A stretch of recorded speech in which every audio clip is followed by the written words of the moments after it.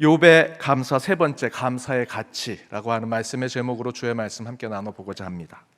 영어를 한참 배울 때 영어 선생님이 감사합니다라는 것을 영어로 표현하려고 하는 그 타이밍에 Thank you라고 하실 줄 알았는데 이렇게 얘기하십니다. I appreciate. 이게 뭐지? 이것도 Thank you라고 하는 감사의 표현이라고 하는데 저는 그때 처음 들었습니다. 그때는 스마트폰이 없어서 도대체 이 표현이 뭘까 생각해서 집에 와서 사전을 찾아봤습니다. 사전을 찾아보니 appreciate라고 하는 표현도 감사라고 하는 표현과 똑같았습니다. 그런데 좀 더 깊이 공부해보니 이 thank you라고 하는 thank하고 appreciate이 서로 다른 감사에 대한 어원을 가지고 있었습니다. thank you의 thank는 그 어원이 고대 영어의 판치안이라고 하는 표현에서 나옵니다. 특별히 판치안의 접두로 쓰여지는 판크라고 하는 표현은 생각하다라는 뜻을 가지고 있습니다. 그래서 이 thank you의 thank는 이 think랑 같은 뿌리를 가지고 있다라고 할 수 있습니다. 따라서 thank you라고 인사할 때, thank you라고 감사를 표현할 때는 좀 더 마음을 쓰고 좀 더 내가 너에 대해서, 너의 감사에 대해서 생각한다라는 뜻을 가지고 있는 것이죠. 누군가에게 은혜를 받고 신세를 졌을 때 그 사람을, 그 감사의 내용을, 그 은혜를 좀 더 마음에 품고 생각하는 것, 그것이 thank you의 감사라고 할 수 있습니다. 그런데 그 같은 의미의 appreciate이라고 하는 이 어원은 아프레티오라고 하는 라틴어의 어원을 가지고 있습니다. 아프레티오라고 하는 이 어원은 가치를 매기다라고 하는 의미를 가지고 있습니다. 따라서 appreciate이라고 하는 이 감사의 뜻은 가치를 높게 평가하다, 내게 은혜를 주고 내가 신세를 졌을 때 그 대상에 대한 존경 또는 그에 대한 마음을 더욱더 사고 있는 것, 더 그 감사의 뜻의 가치를 표현하는 것이다 할 수 있습니다. 실제로 깊이 생각하면 감사하지 않은 것이 없죠. appreciate의 감사의 관점과 눈으로 보면 모든 것은 다 가치가 있습니다. 의미가 있는 것이지요. 찬찬히 따져보면 감사하지 않은 것처럼 느껴지는 모든 것도 감사로 경험하게 된다라는 것입니다. 그 이야기는 감사할 만한 것에만 감사해서는 안 된다라는 것입니다. 따져보면 다 감사의 가치가 있는 것이죠. 저는 제 친가 쪽이 이 목이 좀 약합니다. 편도선이 자주 붓습니다. 찬바람, 지금처럼 찬바람이 부는 날에는 항상 목감기에 자주 걸리곤 합니다. 목이 빨리 쉬고요, 새벽에는 목이 꽉 잠깁니다. 그래서 제가 부임하고 섬기는 교회마다 새벽 기도가 끝나면 많은 성도님들이 목사님 목이 안 좋으신 것 같아요, 목감기 걸리신 것 같아요 라고 얘기하십니다. 목감기 걸린 게 아니라 제가 목이 좀 약합니다. 그래서 그 새벽 기도가 끝나고 또 그런 제가 부임하는 교회 새벽 예배가 끝나면 하나같이 이렇게 목에 좋다는 도라지청, 도라지약, 도라지차를 그렇게 선물해 주십니다. 용각산 가루, 용각산 캔디, 프로폴리스, 목에 관련돼서는 성도님들이 많이 선물해 주십니다. 근데 한 가지 좀 서운한 게 있습니다.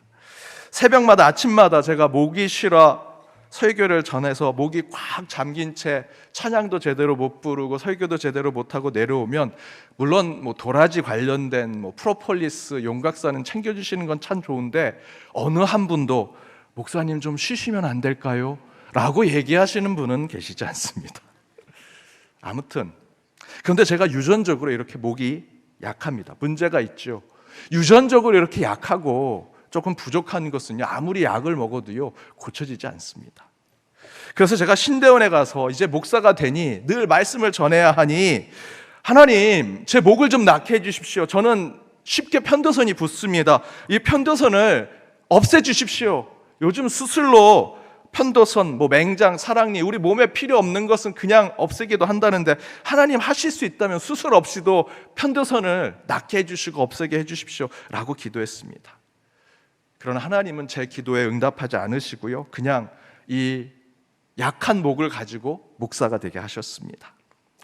편도선은요, 이 약한 목은 제게 감사의 제목이 되지 않습니다.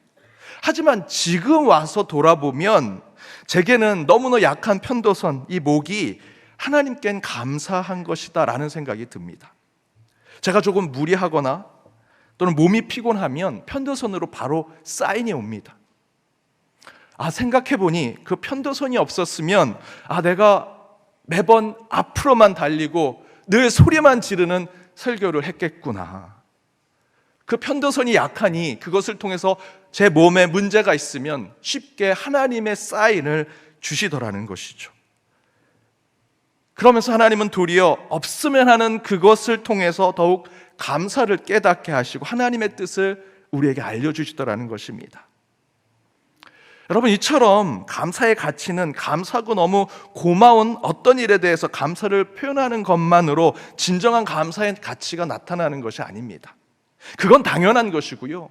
참된 감사의 가치는 도저히 감사할 수 없는 상황, 감사할 수 없는 그때, 그 조건의 때에 진짜 감사의 가치가 나타나게 되는 것, 그것이 우리 그리스도인의 신앙이라고 할 수 있죠. 오늘 본문 10절에 이렇게 증거합니다. 우리 함께 읽어보겠습니다. 욥이 그의 친구들을 위하여 기도할 때 여호와께서 욥의 공경을 돌이키시고 여호와께서 욥에게 이전 모든 소유보다 갑절이나 주신지라. 욥은 사단의 시험으로 모든 것을 잃게 됩니다. 그럼에도 불구하고 욥은 자신의 의를 끝까지 붙들지요. 인간이 가지고 있는 의, 인간의 경건성을 붙듭니다. 그래서 세 친구가 나와서 계속해서 욥, 내가 잘못한 거야, 너가 문제가 있어 라는 것을 계속 얘기함에도 불구하고 욥은 흔들리지 아니하고 자기 변론에 가득 차 있습니다. 그렇게 욥은 자기 의에 빠진 사람이었습니다. 이에 하나님께서 그 세 친구와 엘리후의 대화가 끝나자마자 폭풍우 속에 하나님께서 욥에게 나타나셔서 욥을 비롯해 그 욥기를 읽으면서 나의 문제를 이렇게 해결해야지라고 생각하는 우리 모두에게 다음과 같은 하나님의 뜻을 깨닫게 해주시지요. 그것은 바로 이런 것입니다. 저와 여러분은 고난의 문제 앞에 섰을 때 이렇게 외치죠. Why me? Why me? 왜 제게 이런 고난을 주십니까? 그 고난과 시련 가운데 주인공은 접니다. 욥의 내용이 그렇지 않습니까? 그리고 우리는 이렇게 생각하죠. 왜 저 나쁜 사람이 저렇게 떵떵거리며 잘 삽니까? 나는 신앙생활도 잘하고 기도도 잘하고 착한 사람으로 살았는데 왜 저는 이렇게 고난과 시련과 역경을 겪습니까? 저 억울합니다. 너무 속상합니다. 나보다 잘난 사람은 다 악한 사람으로 취급하죠. 그러면서 저희는 이렇게 생각합니다. 욥기를 읽으면서 욥의 감정이입을 하죠. 욥과 내가 하나가 됩니다. 와이미를 외치면서 세상이 잘못됐어, 이렇게 착한 사람과 이렇게 의로운 나를 인정해주지 않고 하나님은 사단을 통해서 왜 시험케 하시는가 라고 얘기하면서 세상이 잘못됐다고 얘기하고요. 더 나아가서는 저희들은 이렇게 생각하죠. 왜 하나님은 악을 만드셔서 이렇게 우리 인간을, 하나님 잘 믿는 우리까지 고생시키십니까? 라고 얘기하더라는 것입니다. 하지만 여러분, 욥기를 잘 읽으면요, 주제가 그것이 아니죠. 앞에 설교 때 말씀드렸습니다. 욥의 주제는요, 왜 하나님의 악을 그대로 놔두시는가에 대한 신정론에 대한 이야기가 아니라 인간이 가진 잘못된 자기의, 자기의 경건성을 깨고 하나님이 참된 하나님의 의를 세우시겠다는 것이 욥의 주제라 말씀드렸습니다. 욥기의 주체는요, Why me를 외치는 욥이 아니고요, 그 모든 것 가운데 우리가 알 수 없는 것, 모든 것을 주관하시고 운행하시는 하나님이 내 삶의 주인공이다. 그 하나님을 향한 참된 믿음을 갖는 것, 그것이 욥기의 주제였죠. 그래서 감사의 시작은 내가 잘해서 받는 감사의 내용이 아니라 전적으로 하나님이 주신 믿음에서부터 시작되는 것이 감사의 시작이라 말씀드렸습니다. 바로 그것을 깨달은 욥이 42장 4절과 5절의 말씀을 통해 하나님의 뜻을 깨닫고 이렇게 얘기하죠. 이제는 내가 귀로 듣고 머리로만, 내 가슴으로만 내가 살았지만 이제 눈으로 그 감사를 증거하고 믿음의 증거를 내 삶에 드러내면서 살아가겠습니다 결단하지요. 그리고 하나님은 9절에서 욥과 논쟁하던 친구들도 회개의 자리로 끌고 오시고요, 끝내 욥과 그들 사이에 서로 화해하도록 만들어주시는 것이 오늘 본문 앞절에 나와 있습니다. 그리고 나서 욥이 자신을 그렇게 괴롭히고 힘들 때 자신을 더 아프게 하고 더 고통스럽게 했던 그 세 친구에 대해서 욥이 어떻게 합니까? 10절 앞부분에 이렇게 기록되어 있죠. 우리 스크린을 보고 함께 읽겠습니다. 욥이 그의 친구들을 위하여 기도할 때, 그 친구들을 위해서 기도하더라. 뭐라고 기도했겠습니까? 저들이 제가 힘들 때 저주한 자들입니다. 하나님, 저주해 주십시오. 그들을 심판해 주십시오. 그들도 똑같이 정죄해 주십시오. 지옥에 보내주십시오. 라고 기도했을까요? 아니죠. 그들을 위해서 기도했다. 감사의 기도를 한 것입니다. 저들은 나를 비웃고 조롱하고 정죄하고 비난했지만 그들을 통해 나를 다시 돌아보게 하시고 더 나아가 하나님을 다시 만나 참된 하나님의 뜻을 바로 깨닫게 하심 감사합니다. 이제 그들도 바로 하나님 만나 화해하게 하시고 용서케 해 주십시오 라는 감사의 기도를 하는 것이죠. 그렇게 저주와 재앙을 감사와 은혜로 기도하니 어떤 일이 벌어집니까? 10절 후반절에 보니 여호와께서 욥의 공경을 돌이키시고 여호와께서 욥에게 이전 모든 소유보다 갑절이나 주신지라. 11절의 말씀, 그 이하의 말씀이 상상할 수 없는 복으로 임하게 되는 것을 보게 됩니다. 여기서의 핵심은요, 감사할 수 있는 것을 감사했더니 하나님이 복을 주시더라는 것이 아니라 반대로 도저히 감사할 수 없는 그 세 친구를 위해 기도하니 그들을 향해서도 감사의 마음을 품으니 하나님은 욥에게 더 큰 감사를 그에게 허락하시더라는 것입니다. 다시 말해 욥이 깨닫게 된 감사의 가치가 도대체 무엇이길래 그렇게 감사할 수 없는 사람, 감사할 수 없는 상황에 우리는 감사하는 자들이 될 수 있을까? 그것을 깨닫는 것이 오늘 본문의 말씀이지요. 그렇다면 감사할 수 없는 것에 감사할 수 있을 때 감사의 참된 가치를 보게 된다면 진정한 감사의 가치는 어디에서부터 시작되는 것일까? 우리 함께 읽어보도록 하겠습니다. 함께 읽겠습니다. 감사의 가치는 고난으로부터 온다. 감사의 가치는 고난으로부터 온다라는 것입니다. 감사의 가치는요, 이 자리에 있는 저와 여러분이 인생을 살아가면서 겪는 모든 고난과 역경과 시련 속에 잘 들어보면, 찬찬히 묵상해보면 나를 그렇게 힘들게 했지만 그 안에 하나님이 주신 감사가 있더라는 것입니다. 우리 교회 도자기를 굽는 도예가에 계시는 권사님이 계십니다. 작업실에 신방으로 찾아간 적이 있는데 그 작업실에 가보니 어떤 도자기는요, 투박하고 빛깔도 예쁘지 않은 도자기들이 쭉 놓여져 있고요, 한쪽에서는 너무나 아름답고 반짝거리고 정말 하나라도 정말 가지고 싶은 그런 도자기들이 옆에 쭉 놓여져 있습니다. 서로 비교가 됩니다. 그래서 권사님께 물었습니다. 권사님, 이 도자기가 왜 이렇게 서로 차이가 납니까? 그래서 권사님이 이렇게 얘기하십니다. 하나는 불에 구운 거고요, 하나는 아직 불에 굽지 않은 겁니다. 투박하고 색깔이 예쁘지 않은 것은 아직 불에 굽지 않은 것, 너무나 예쁘고 반짝거리고 아름답고 단단해 보이는 도자기는 이미 불에 구운 것이라는 거죠. 유황을 바른 도자기를 1000도가 넘는 가마에 넣고 구우면 아름다운 도자기가 되더라는 것입니다.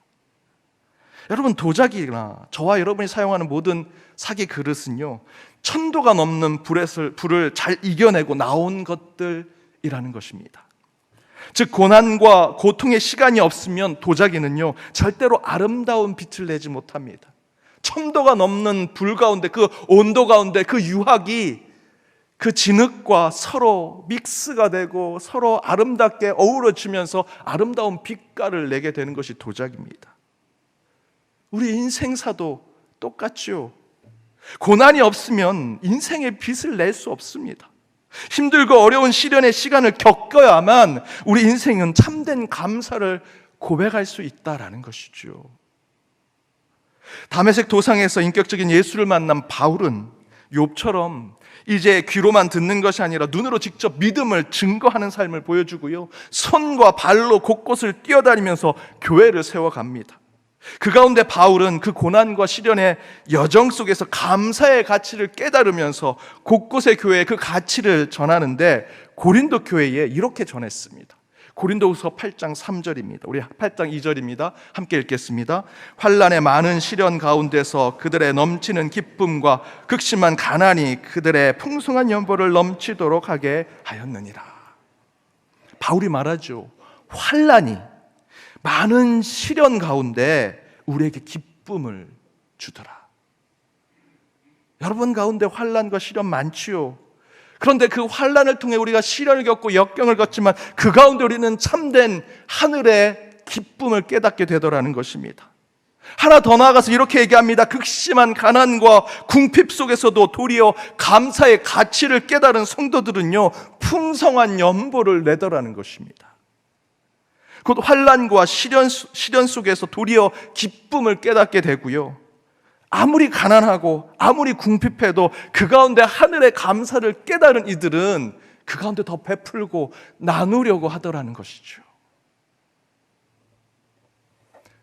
제가 담임 목사 사역을 하기 전에는 청년 사역만 10여 년 이상 사역했습니다. 담임 목회를 하기 직전까지 사실 청년부 사역을 했습니다. 많은 청년들 만났습니다. 10여 년, 15년 전, 20여 년 전 청년들 때보다 지금 청년들 너무나 풍족하죠. 너무나 좋습니다. 최근에 한 청년들과 함께 뭘 먹고 싶냐 그랬더니 육회를 먹고 싶다 그래서 육회 있는 집에 갔습니다. 맛집을 찾아가서, 저는 청년 때가 아니라 30대까지 육회 제대로 먹어본 적이 없습니다. 아버지가 다 잡수시면 한 젓가락 정도?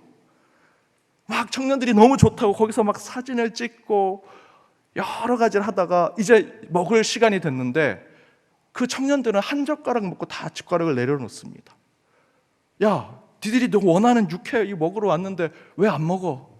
아, 목사님, 저희는 맛집에 오면 다 된 겁니다. 그걸 먹으러 온 게 아니에요. 그게 부족해서 그것을 찾고 그 안에서 뭔가를 누리고 싶은 것이 아니고요, 사진 한 장 찍고 그 맛집에 왔다는 게 그들에게 더 중요하더라고요. 지금 청년들 그 상황과 환경 얼마나 좋아졌습니까? 그런데 놀랍게도 요즘 청년들은 감사는요, 점점점 줄어들고 있습니다. 그 청년들의 삶을 보면 그 청년들은 감사하고 베푸고 나누는 신앙이 점점 줄어듭니다. 더 많이 가지고 있습니다. 더 많은 것이 풍족합니다. 더 많은 것을 그들은 소유하고 있음에도 불구하고 나누고 베풀지 않습니다. 왜? 감사가 없기 때문에. 목사님, 그런 선교하면 꼰대라고 불립니다. 그럼에도 불구하고 저는 이 말씀을 전해야겠습니다. 저희들 얼마나 좋은 세상 살고 있습니까? 이건 청년들만 그런 것이 아닙니다. 기성세대인 저와 여러분도 똑같습니다. 감사할 수 있는 것에만 감사하려 하는 우리의 모습, 그것은 감사가 아닙니다. 대신에 우리가 감사해야 하는 것은요, 감사할 수 없는 것에 감사를 깨달을 때, 특별히 저와 여러분의 인생 가운데 고난을 겪을 때, 시련을 겪을 때, 그 안에서 감사를 찾아낼 때 그것이 감사의 진정한 가치가 될 수 있다는 것이죠. 오히려 풍족하고 많은 것을 가지고 소유하니 감사를 잊어버립니다. 15년 전 평생 감사라고 하는 책이 나왔습니다. 그 책에 이렇게 기록되어 있습니다. 여기서 나오는 수치는 많이 바뀌었지만 그 내용은 동일하리라 생각이 듭니다. 지금 당신 집에 전기가 들어온다면 세상에 전기 혜택 없이 사는 20억이 넘는 사람들보다 당신은 감사할 이유가 있는 사람입니다. 집에 식수시설이 되어 있다면 그렇지 못해 아무 물이나 마시는 10억이 넘는 사람들보다 감사할 수 있는 사람입니다. 하루 1,000원 이상으로 생활하고 있다면 1,000원 미만으로 살고 있는 12억의 사람들보다 감사할 수 있는 사람이고, 하루에 한 끼라도 따뜻한 음식을 먹을 수 있다면 8억 명의 영양실조로 고통받는 사람들보다 감사할 수 있는 사람입니다. 또 오늘 아침에 일어났을 때 당신의 몸이 건강하다면 당신은 이번 주를 넘기지 못할 100만 명의 환자들보다 감사할 이유가 있는 사람입니다. 한 번도 전쟁의 위험과 수용소의 외로움, 고문의 고통, 굶주림의 쓰라림을 경험하지 못했다면 당신은 5억 명의 사람들보다 감사할 이유가 있는 사람입니다. 체포와 협박, 학대와 고문, 그리고 죽음의 두려움 없이 교회를 나갈 수 있다면 당신은 이 세상의 30억의 사람들보다 감사할 이유가 있는 사람이며, 만일 당신의 냉장고에 음식이 있고 당신의 몸에 옷이 걸쳐져 있다거나 잠을 잘 수 있는 집이 있다면 이 세상의 사람들의 75%보다 더 감사할 이유가 있는 사람입니다. 당신이 은행에, 그리고 지갑에 약간의 돈이 있고 어딘가 작은 접시에 동전을 모아 놓았다면 이 세상에 8% 안에 드는 감사할 이유가 있는 부자입니다. 두 부모가 아직 살아계시고 지금 혼자가 아니라면 보기 드물게 감사할 이유가 있는 사람이고, 지금 이 글을 읽고 당신이 축복받은 존재라는 것을 알게 된다면 글을 읽을 줄 모르는 이 세상의 20억의 사람들보다 더 감사할 이유가 있는 사람입니다. 이런 극심한 심각한 고통과 아픔 가운데 있지 않는다면 우리는요 이미 감사의 제목이 넘친 사람들이죠. 적어도 지금 이 자리에 예배를 드리고 있는 수백 명의 여러분들은 불평불만하시면 안 됩니다. 옷을 걸치고 계시고요, 오늘 하루 한 끼를 못 먹으면 어떡하지 걱정하실 분들은 아무도 안 계시죠. 수십억의 사람들보다 여러분 감사의 제목이 여러분 가운데 있는 분들이십니다. 여러분, 오늘 빌립보서 본문에 뭐라 얘기합니까? 우리 한번 다시 읽어보겠습니다.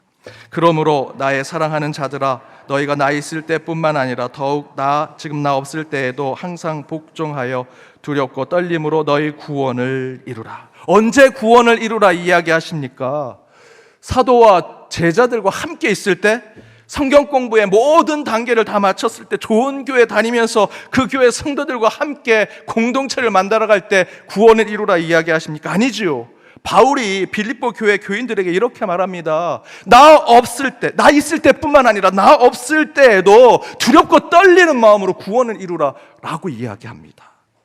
모든 것이 다 갖춰져 있을 때 감사 고백하는 것은 당연한 것이고요, 진정한 감사의 가치는요, 더 높은 가치를 추구하기 위해서는 내게 부족한 것이 있을 때, 내가 궁핍하고 가난할 때, 여전히 나를 괴롭게 하고 힘들고 시련과 역경이 있을 때 도리어 하나님 감사합니다 고백하는 것, 그것이 더 높은 가치의 감사를 하나님께 고백하는 것이다 라는 겁니다. 사랑하는 여러분, 도자기가 더 빛을 발하고 더 단단하고 더 아름다워지려면 천도가 넘는 뜨거운 가마에서 갈라지지 않고 깨지지 않고 버티고 인내해야 완전한 아름다운 도자기가 될 수 있는 것입니다. 저와 여러분의 인생도 똑같습니다. 천도가 넘는 고난과 시련 후에 진정으로 아름다운 감사의 가치를 발견할 수 있는 것이지요. 여러분, 깊은 묵상 가운데 저와 여러분에게 주어졌던 모든 삶의 경험들을 되짚어 보면 감사하지 않을 것이 없습니다. 그것이 때론 고난과 시련이었을지라도, 그것이 내게 좋은 일이 아니었을지라도, 하나님이 저와 여러분에게 경험한, 만나게 해준 모든 사람들, 저와 여러분이 겪었던 모든 순간들 돌아보면 그 안에는 하나님의 뜻과 섭리가 있는 것입니다. 그래서 그 모든 것을 잘 살펴보면 그 안에는요, 감사하지 않을 것이 없다라는 것입니다. 그렇게 그런 고난의 때를 포함한 여러분이 경험한 2024년도의 모든 경험들 속에 하나님이 주신 감사의 가치를 발견하여 남아있는 한 해 더욱 하나님께 감사의 찬양과 노래를 부르며 살아가는 저와 여러분이 되기를 주님의 이름으로 축복합니다. 기도하시겠습니다. 담대하게 거침없이 한 해를 살아오며 모든 것을 감사로 고백하게 하신 하나님, 오늘 추수감사절 예배 가운데 선포된 말씀을 붙들고 나아가오니 주님, 도저히 감사할 수 없는 상황과 조건, 그런 사람들과 원수들 앞에서도 진정한 감사를 표현하여 참된 감사의 가치를 발견하는 저희들이 되게 하여 주옵소서.